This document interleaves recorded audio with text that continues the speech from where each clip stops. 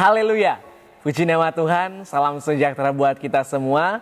Mari terus merenungkan firman Tuhan menggunakan 365 hari yang mengubahkan.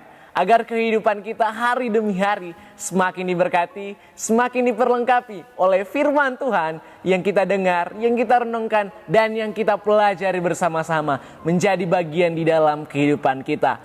Rise up, bangkit, bergerak, berdampak. Puji nama Tuhan, kembali saya mengajak untuk kita semua bersama-sama belajar dan merenungkan kebenaran firman Tuhan dengan tema kita pada hari ini, yaitu keyakinan yang kuat. Sudah sepatutnya kita sebagai orang percaya memiliki keyakinan kepada Allah yang kuat, supaya ketika kita diperhadapkan dengan suatu kondisi yang tidak baik-baik saja, suatu kondisi yang sangat berat untuk kita lewati, untuk kita hadapi, walaupun kita menghadapi itu, kalau kita memiliki keyakinan yang kuat, maka kita akan tetap teguh di dalam Tuhan.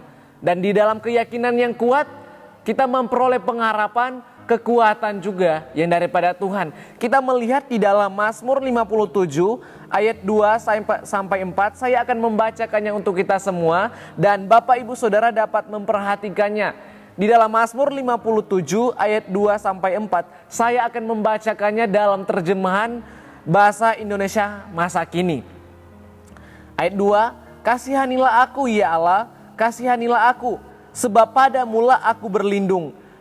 Dalam naungan sayapmu aku bersembunyi, sampai badai yang mengamuk berhenti.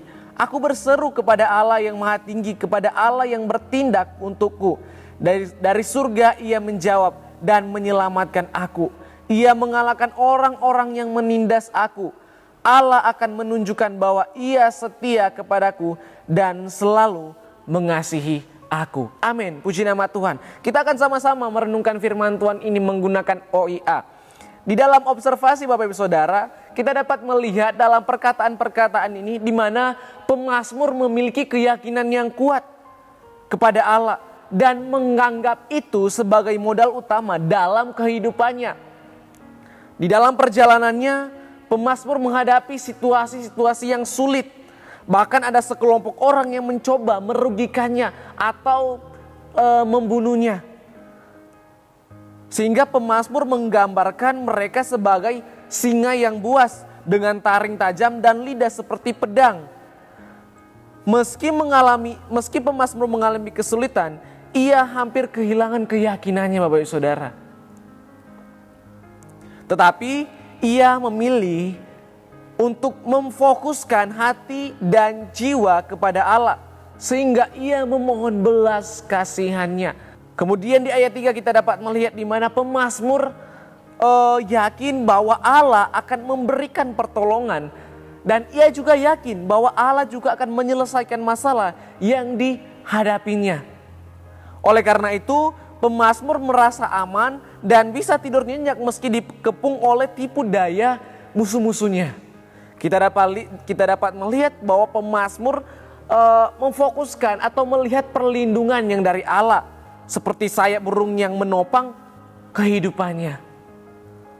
Dan melalui pertolongan Allah, si pemazmur menemukan kasih, setia, dan kebenarannya. Ini membuat pemazmur bersyukur, bernyanyi, dan bermazmur bagi Allah. Dan dengan begitu, ia memuliakan Allah yang memiliki kemasyuran, kemuliaan, kasih setia, dan kebenaran yang melampaui segala kekuasaan yang ada di muka bumi ini. Pemazmur menyadari semuanya itu karena ia memiliki keyakinan yang kuat kepada Tuhan. Nah, di dalam interpretasi Bapak Ibu Saudara, apa keyakinan yang kuat yang dapat kita pelajari dari pemazmur ini? Yang pertama yang dapat kita pelajari tentunya sebagai orang beriman, kita hanya perlu berlindung pada Allah yang maha adil. Dalam kehidupan kita seringkali diperhadapkan dengan situasi-situasi yang terjepit seperti pemazmur atau bisa disebut Daud. Dan di dalam keadaannya yang terjepit, Daud berseru kepada Allah. Ia tidak fokus kepada masalah yang ia hadapi, tetapi ia fokus kepada Allah. tidak larut dalam kesedihan, dan tidak larut kepada ketakutan. Melainkan ia berusaha tetap memfokuskan dirinya kepada Allah, memandang pertolongan yang daripada Tuhan.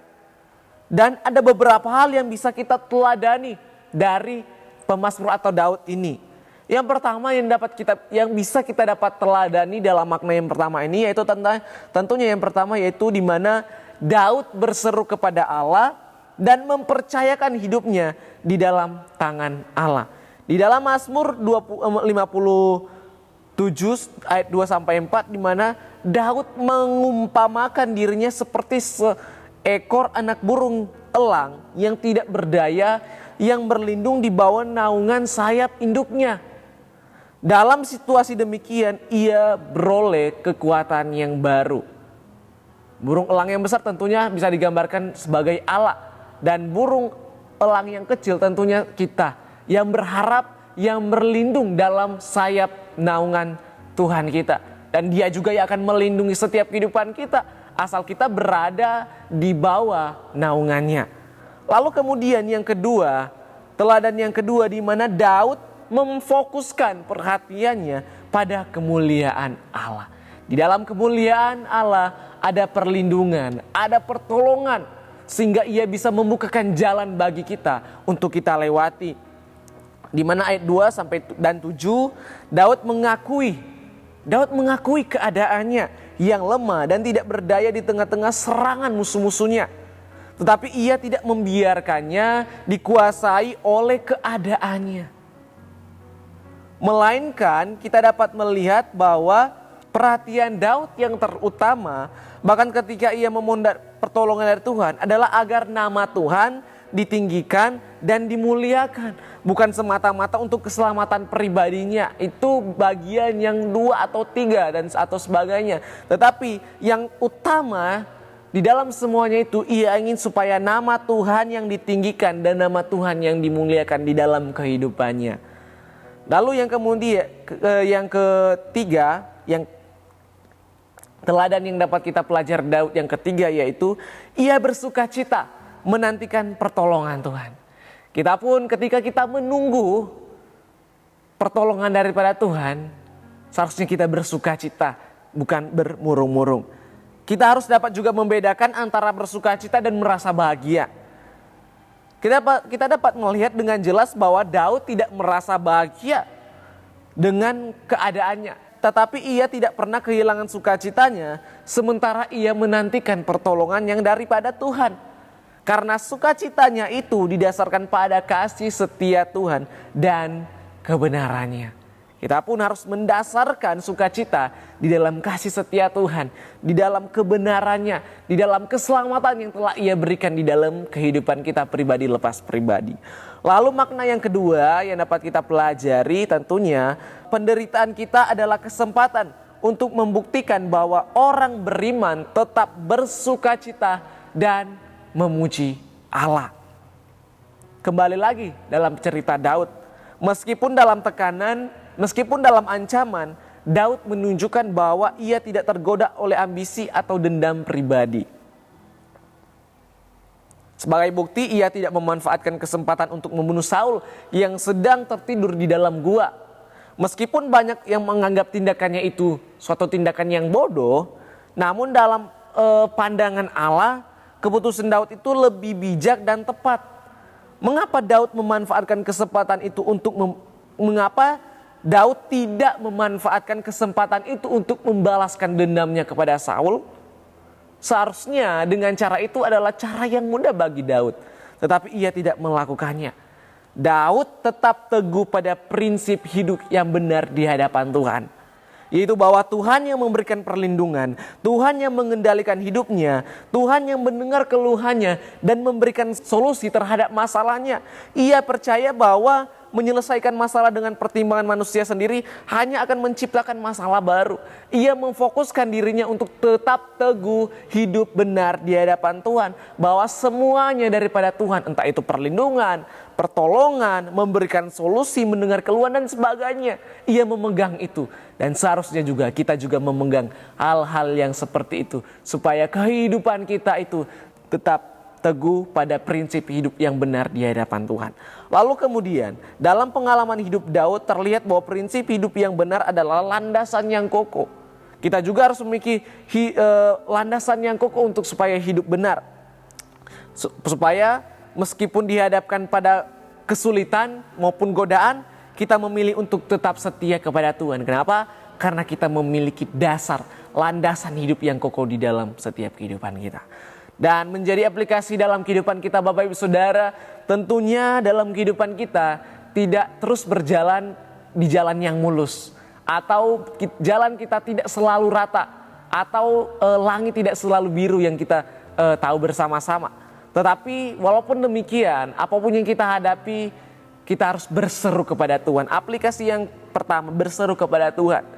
Sebagai manusia kita memiliki yang namanya keterbatasan atau kekurangan. Yang membuat kita terkadang lemah, bahkan tidak berdaya.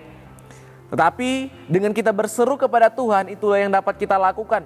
Dan percayalah, ketika kita berseru kepada Tuhan dalam situasi apapun itu, Tuhan akan mendengar seruan kita.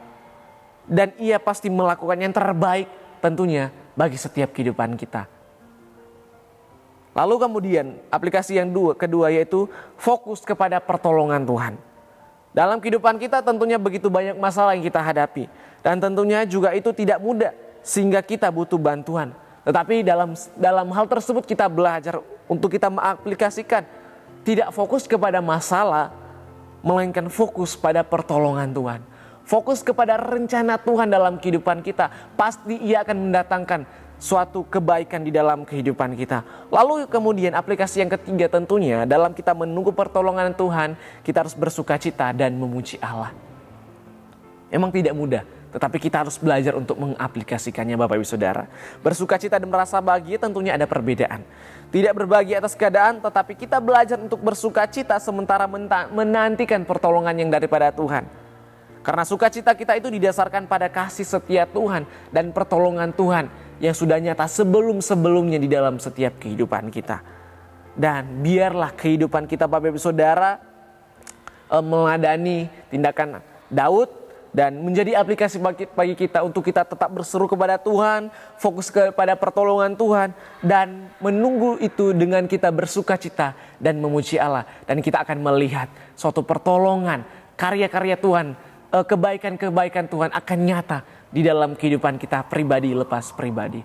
Amin. Puji nama Tuhan. Kiranya firman Tuhan dapat menjadi berkat, kekuatan dan bekal bagi setiap kehidupan kita. Terima kasih telah mengikuti renungan 79 yang mengubahkan. Bagi Bapak Ibu Saudara yang ingin didoakan untuk pokok-pokok doa tertentu atau ingin menceritakan kesaksian mujizat kesembuhan, pemulihan masalah keluarga dan lain-lain, dapat disalurkan melalui chat WhatsApp di nomor 081327420088. Tuhan Yesus memberkati kita semua. Mari kita satu dalam doa, kita berdoa. Bapa yang baik, kami mengucap syukur atas kebaikan Tuhan yang sungguh nyata dalam kehidupan kami sampai detik ini ya Tuhan. Dan kami mau percaya, kami mau memiliki keyakinan yang kuat di dalam Tuhan. Supaya ketika kami menghadapi situasi-situasi yang sulit ataupun masalah yang berat, kami tetap yakin bahwa Engkau yang memberikan pertolongan bagi kami, bahwa Engkau tidak meninggalkan kami dan bersama-sama dengan kami untuk menolong kehidupan kami.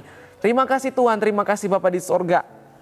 Dengan bibir keluarga GPDI El Shaddai Magelang menceritakan segala hukum yang Engkau ucapkan atas petunjuk peringatan-peringatan-Mu. Keluarga GPDI El Shaddai Magelang bergembira seperti atas segala harta. Terima kasih Tuhan, tanamkan firman Tuhan ini supaya kami dapat aplikasikannya di dalam setiap kehidupan kami dan menjadi bekal bagi setiap kehidupan kami. Untuk kami hidup benar di hadapan Tuhan. Untuk kami memiliki keyakinan yang kuat kepadamu Tuhan. Terima kasih Tuhan, kami telah berdoa, mengucap syukur di dalam nama Tuhan Yesus. Haleluya. Amin.